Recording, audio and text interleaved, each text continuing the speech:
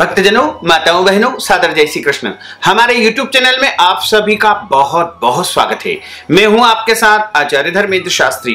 आज हम आपको बताने जा रहे हैं कि पितृपक्ष के दौरान कौन कौन से कार्य आपको करना चाहिए तथा कौन कौन से ऐसे कार्य है जो आपको बिल्कुल नहीं करना चाहिए, क्योंकि पितृपक्ष में करने वाले कार्यों के लिए हमारे पास कई प्रकार के फोन तथा मैसेजेस आ रहे हैं।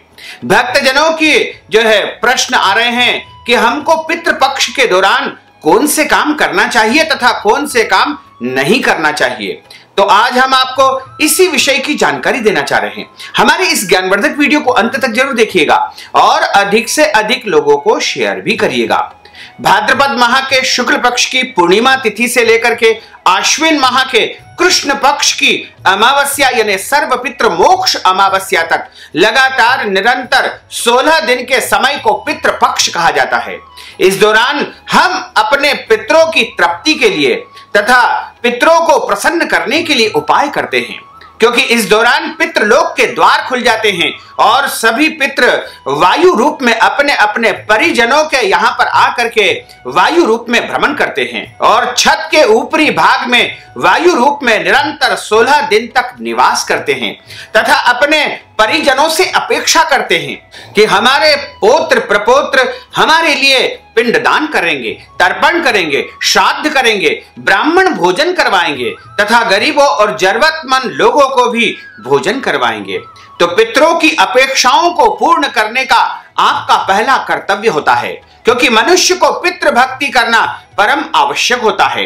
जो मनुष्य पितृ भक्ति नहीं करता है उसके जीवन में पितृ दोष उत्पन्न होता है, क्योंकि जब हमारे पूर्वज की या हमारे परिजन की मृत्यु होती है तो 10 दिन के अंदर अंदर उनके निमित्त पिंडदान किए जाते हैं, कर्म किए जाते हैं तथा 11वें दिन एकादशा कर्म होता है और नारायण बलि कर्म होता है तथा 12वें के दिन भी उनके निमित्त सपिंडी आदि कर्म किया जाता है और उसके बाद 13वें के दिन त्रयोदशा कर्म और मंगल श्राद्ध किया जाता है। इस दिन गंगा जली पूजन भी किया जाता है।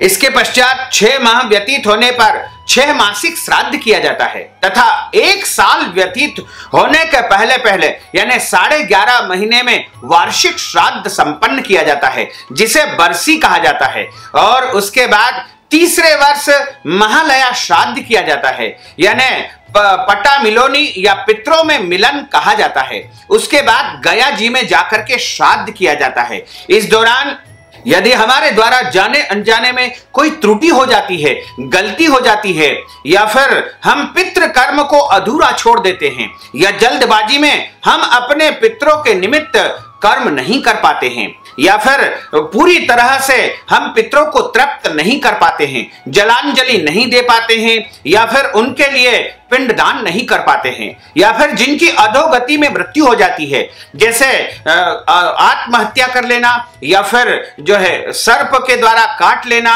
या एक्सीडेंट में मृत्यु हो जाना, ऐसी अवस्था में उनके लिए नारायण बलि कर्म प्रमुख रूप से करना अनिवार्य होता है। यदि आप नारायण बलि कर्म करेंगे उसके बाद सपिंडी करेंगे तो ही उसका मोक्ष हो पाएगा। ऐसी स्थिति में कई बार जो है आत्मा भटकती रहती है और उनका मोक्ष नहीं हो पाता है। तो उनके मोक्ष के लिए तथा उनकी तृप्ति के लिए हमें निरंतर उपाय करना चाहिए और खास तौर से पितृपक्ष के दौरान हमें अपने माता पिता पितृ जनों के लिए जो है विशेष रूप से उपाय करना चाहिए और उनको तृप्त करना चाहिए। जब हम पितृपक्ष में उनको तृप्त करेंगे तो वो हमें आशीर्वाद देकर पितृलोक जाएंगे तथा हमारे घर में सुख शांति समृद्धि का वास हो सकेगा। और यदि हम अपने पितरों के निमित्त कर्म नहीं करेंगे, तर्पण नहीं करेंगे, पिंडदान नहीं करेंगे, पितरों का श्राद्ध नहीं करेंगे या फिर पितृपक्ष में ब्राह्मण भोजन नहीं करवाएंगे तो हमारे पितृ हमसे कुपित हो सकते हैं, नाराज हो सकते हैं और हमें श्राप देकर के चले जाएंगे। इसलिए आप अपने पितरों को यदि प्रसन्न करना चाहते हैं, अपने पितृ दोष का आप समन करना चाहते हैं, तो आपको पितृपक्ष में कुछ ऐसे काम करना चाहिए जिससे पितृलोक आपको प्रसन्न होकर के आशीर्वाद प्रदान करे तथा कुछ ऐसे काम आपको नहीं करना चाहिए जिससे पितृलोक जो है कुपित हो जाते हैं। तो आपको बहुत सावधानी की आवश्यकता होगी। मनुष्य के जीवन में अधिकतम जो परेशानियां आती है, संकट आते हैं, कष्ट आते हैं, रोग आते हैं, बीमारियां आती है या घर में आर्थिक समस्याओं का सामना करना पड़ता है, ये सभी बातें और सभी जो है प्रायः लगभग पितृदोष के कारण ही उत्पन्न होता है। जब घर में पितृदोष होता है तो मनुष्य को आर्थिक और शारीरिक परेशानियों का सामना करना पड़ता है। विवाह योग्य लड़कों या लड़कियों का विवाह नहीं हो पाता है और घर में संतान उत्पन्न नहीं हो पाती है तथा कई एक ऐसी परेशानियां उत्पन्न हो जाती है जिनके बारे में कभी सोचा भी नहीं था। मनुष्य बहुत मेहनत करता है लेकिन मेहनत के अनुसार उसे परिणाम प्राप्त नहीं हो पाता है क्योंकि उसके घर में पितृदोष होता है। पितृदोष के कारण नौकरी में समस्या आती है, व्यापार में व्यवधान उत्पन्न होता है, शरीर में कष्ट उत्पन्न होता है, इसके अलावा कर्ज की स्थिति उत्पन्न हो जाती है। तो यदि आप पितृपक्ष के दौरान अपने पितरों को प्रसन्न करना चाहते हैं तो आपको सबसे पहला कार्य यह करना चाहिए कि जिस दिन आप अपने पितरों का श्राद्ध करते हैं या फिर उनकी तिथि होती है उस दिन आपको शरीर के बाल नहीं कटवाना चाहिए, दाढ़ी कटिंग नहीं करवाना चाहिए तथा इसके अलावा पति पत्नी को ब्रह्मचर्य व्रत का पालन करना चाहिए, एक दूसरे से दूरी बना करके रखना चाहिए तथा पूरे पितृपक्ष में आपको ध्यान रखना चाहिए कि घर में शुद्ध और सात्विक भोजन ही निर्माण हो, यानी लहसुन, प्याज, मांस, मदिरा, अंडे आदि का आपको परित्याग कर देना चाहिए। शुद्ध और सात्विक भोजन का ही प्रयोग करना चाहिए। तीसरी बात है, पितृपक्ष के दौरान यदि आपके घर में कोई भी भिखारी या मांगने वाला व्यक्ति आता है या जरूरतमंद व्यक्ति आता है तो उसे खाली हाथ नहीं लौटाना चाहिए। अपनी श्रद्धा के अनुसार, अपनी भक्ति के अनुसार तथा अपने सामर्थ्य के अनुसार उसको कुछ न कुछ दान पुण्य अवश्य करना चाहिए। थोड़ा या बहुत दान का कोई भी प्रमाण नहीं होता है लेकिन आप अपनी श्रद्धा से उसको दान अवश्य करें तथा पितृपक्ष में पेड़ पौधों को बिल्कुल नहीं काटना चाहिए तथा पितृपक्ष के दौरान किसी भी प्राणी को यानी गाय को, कुत्ते को, कौवे को, चींटी को या किसी भी प्राणी को कष्ट नहीं पहुंचाना चाहिए। प्राणी मात्र की रक्षा करना पितृपक्ष में हमारा कर्तव्य होता है। वैसे तो जीव जंतुओं को हमें कभी भी कष्ट नहीं पहुंचाना चाहिए लेकिन खास तौर से आपको पितृपक्ष में ध्यान रखना चाहिए। साथ ही घर में जो हमारे माता पिता निवास करते हैं या बड़े बुजुर्ग निवास करते हैं या दादा दादी निवास करते हैं या नाना नानी निवास करते हैं या फिर कोई भी जो है घर के बुजुर्ग हो उनको हमें जो है प्रसन्न रखना चाहिए। पितृपक्ष के दौरान खास तौर से उनकी सेवा करनी चाहिए और उनकी इच्छाओं को पूर्ण करना चाहिए। उनका दिल पितृपक्ष में बिल्कुल नहीं दुखाना चाहिए। साथ ही पितृपक्ष में आपको ध्यान रखना चाहिए कि यदि आप श्राद्ध करते हैं या फिर अपने पितरों के निमित्त कोई भी कर्म आप करते हैं तो पूरी श्रद्धा के साथ करना चाहिए। मन में कंजूसी का भाव उत्पन्न नहीं होना चाहिए तथा दान देकर के पछतावा नहीं होना चाहिए। यदि आपने दान का कोई भी संकल्प किया है तो वह दान आपको अवश्य करना चाहिए तथा पितृपक्ष में गौ सेवा भी करना चाहिए क्योंकि गौ माता के अंदर समस्त देवी देवताओं का तथा पितरों का निवास स्थान माना गया है। इसलिए पितृपक्ष के दौरान गाय को रोटी खिलाना चाहिए तथा गाय को हरी घास भी खिलाना चाहिए। इस दौरान कौवे को भी रोटी या फिर भोजन दान करना चाहिए, भोजन खिलाना चाहिए और चींटी को भी आटा और शक्कर इस दौरान खिलाया जाता है।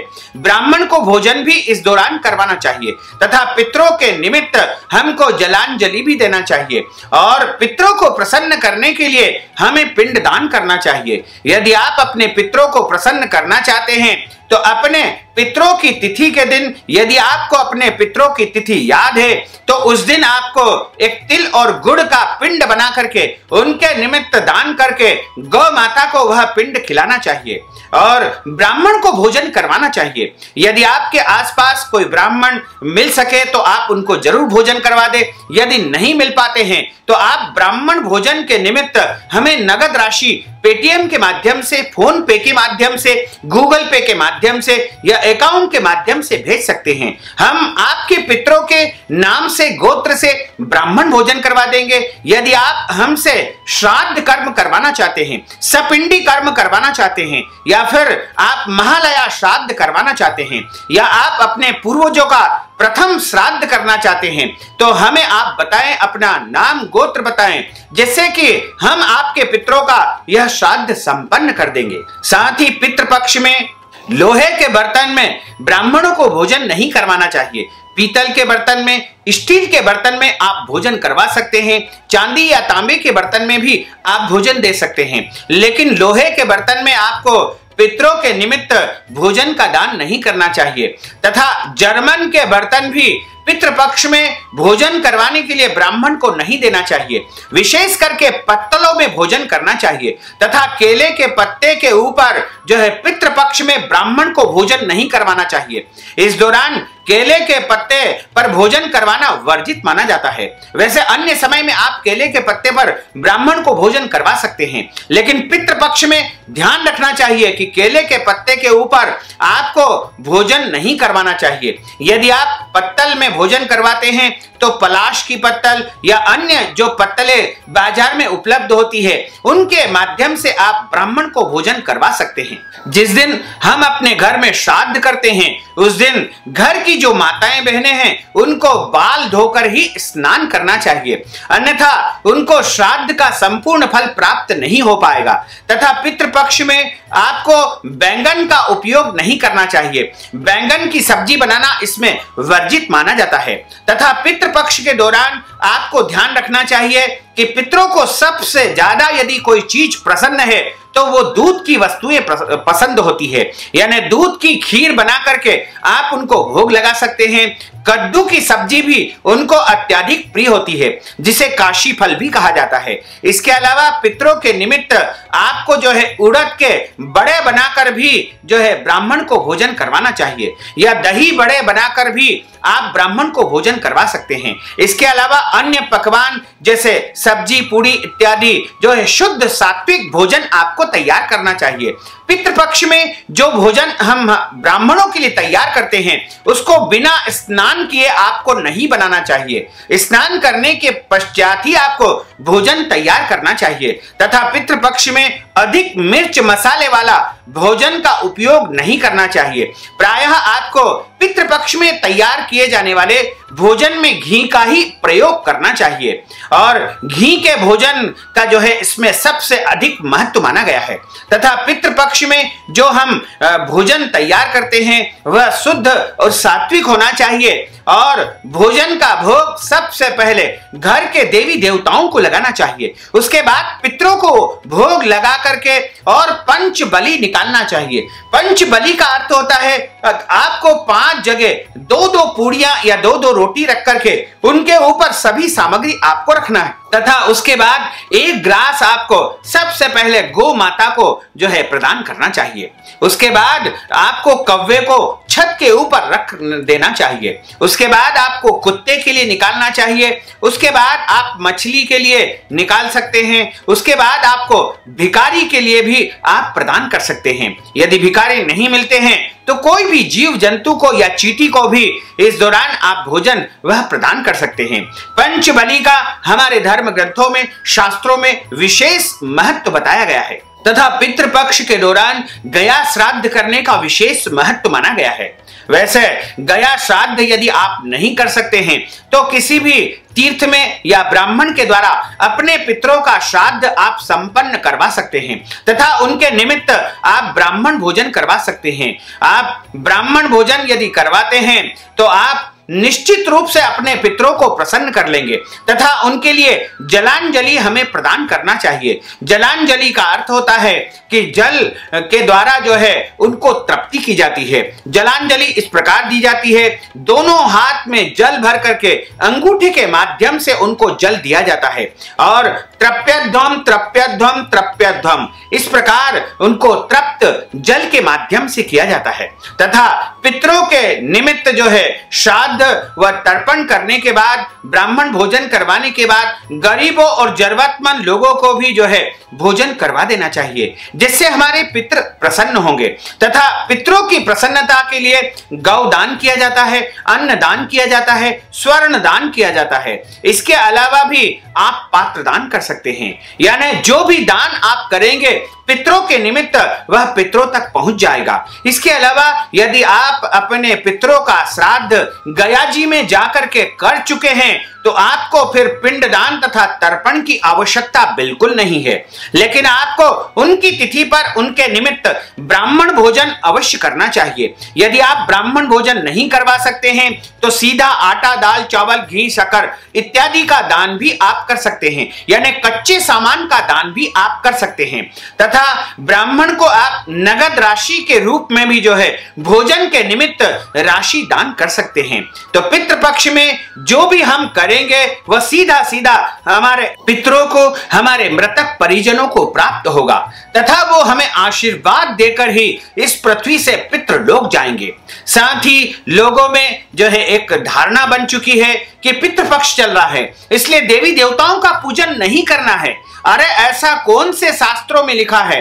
क्योंकि कई लोग यह प्रश्न अक्सर हमसे कर रहे हैं कि पितृपक्ष में भगवान का पूजन करना है या नहीं करना है। तो आज हम आप सभी को स्पष्ट रूप से बता दें कि यदि आप देवी देवताओं का पूजन नहीं करेंगे तो आपको पितरों का आशीर्वाद नहीं मिलेगा। इसलिए आपको पितृपक्ष में अनिवार्य रूप से भगवान का, अपने देवी देवताओं का पूजन करना ही चाहिए। सूर्य को अर्घ्य भी देना चाहिए। जो नियमित रूप से आप पूजन पाठ करते हैं वो आपको अनिवार्य रूप से करना चाहिए। यदि हम पितृपक्ष के दौरान देवी देवताओं का पूजन करने के बाद अपने पितरों के निमित्त दान पुण्य करेंगे, श्राद्ध करेंगे तो निश्चय ही हमें पूर्ण फल की प्राप्ति हो पाएगी, अन्यथा हमारा पितृ का पूजन अधूरा माना जाएगा। तथा लोगों में एक और धारणा है कि पितृपक्ष के दौरान नई वस्तु नहीं खरीदना चाहिए, नया काम नहीं करना चाहिए। अरे हम आपको बता दें कि पितृपक्ष में यदि आप कोई भी नया काम करेंगे, वैसे तो विवाह आदि जो बड़े मांगलिक कार्यक्रम होते हैं जो मुहूर्त देखकर संपन्न किए जाते हैं वो बन रहते हैं, लेकिन आप विवाह संबंधी चर्चा भी कर सकते हैं।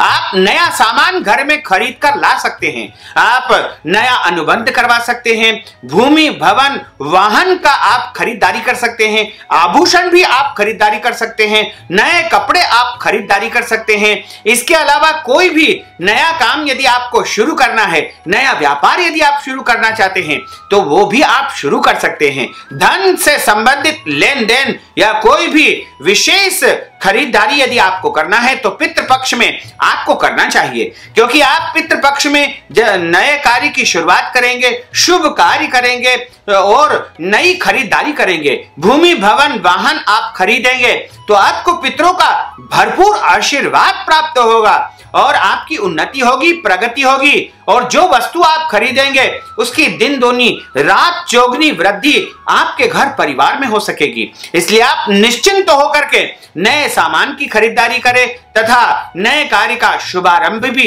इस दौरान आप कर सकते हैं। तथा कई लोग कहते हैं कि पितृपक्ष चल रहे हैं, कड़वे दिन चल रहे हैं, ब्राह्मण को कुंडली नहीं दिखवाना है, बच्चों की कुंडली नहीं मिलवाना है। यह भी गलत धारणा है। आप ब्राह्मण को कुंडली दिखवा सकते हैं, कुंडली मिलवा सकते हैं, कोई दोष नहीं है। विवाह संबंधी चर्चा भी आप कर सकते हैं, क्योंकि सगाई, ब्याह, गृह प्रवेश, मुंडन संस्कार आदि कर्म इस दौरान बंद रहते हैं, क्योंकि इन कर्मों के लिए धर्म शास्त्रों में मुहूर्त देखना आवश्यक होता है, इसलिए इन कार्यों को वर्जित माना गया है। लेकिन अन्य सभी शुभ और मांगलिक कार्यक्रम आप पितृपक्ष के दौरान निश्चिंत होकर के संपन्न कर सकते हैं, उसमें कोई दोष नहीं है, कोई संशय नहीं है। इस बारे में आपको बिल्कुल भी भ्रम पालने की आवश्यकता नहीं है।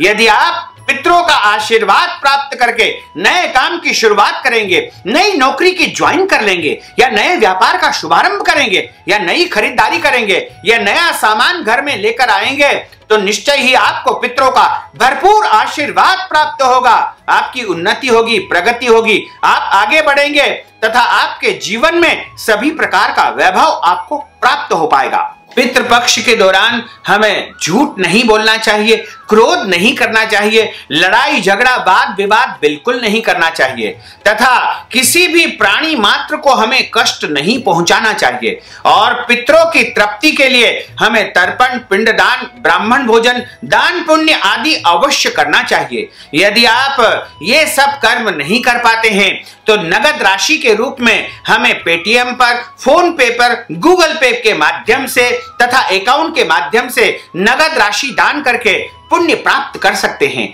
जो पुण्य आप पिंडदान तथा तर्पण के माध्यम से या ब्राह्मण भोजन के माध्यम से प्राप्त करेंगे, वही पुण्य आपको इस नगद राशि दान करने से भी प्राप्त हो पाएगा। साथ ही आप जब हमें राशि भेजते हैं तो व्हाट्सएप के माध्यम से या किसी भी मैसेजेस के माध्यम से अपने माता पिता या परिजनों का नाम गोत्र लिखकर अवश्य भेज दीजिएगा, जिससे हम उनके नाम गोत्र का संकल्प करके जो है आपके पितरों को जो है वह पुण्य प्रदान करेंगे तथा इस पुण्य के माध्यम से उनको मोक्ष की प्राप्ति हो पाएगी। तो भक्तजनों, माताओं बहनों, हमने जो ज्ञानवर्धक जानकारी आपको दी है उसको आप अधिक से अधिक लोगों को शेयर करिएगा, लाइक करिएगा, कमेंट करिएगा और यदि अभी तक आपने सब्सक्राइब नहीं किया है तो अभी और इसी समय सब्सक्राइब अवश्य कर लीजिए। आपको और आपके पूरे परिवार को सादर जय श्री कृष्ण, सादर धन्यवाद।